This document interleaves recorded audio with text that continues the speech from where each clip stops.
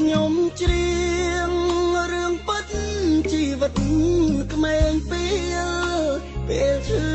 ទើបដឹងក្រំគ្រាកាជាធ្វើបាបគ្រួសារបំផ្លាញម៉ែឪបំផ្លាញមនុស្សក្បែរកាយាដល់ឈឺទើបទឹកនេត្រាចោទថាលោកាអបព្រៃមិត្តភក្តិគូកូនបំពន់ទុកសោកផ្លូវត្រូវមើលឃើញស្មោកគ្រោកដៃលូ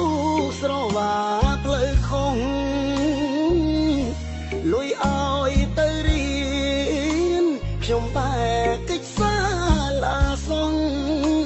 ឥឡូវភ្ញាក់ខ្លួនហួអងជាប់កោះខ្នោះគ្នាទុកខាទឹកភ្នែកក្មេងពីលជាងឌីលលោកាយកពុកម៉ែខ្ញុំទៅណានេត្រាខ្ញុំមើលមិនឃើញអើយសល់ត្រឹមរូបថតប្រឡាក់រួមដោយផ្សែងភ្លើងហេតុអ្វីស្ងាត់ម្លេះផ្ទះយើងពេលឃើញកូនស្លុតចិនដា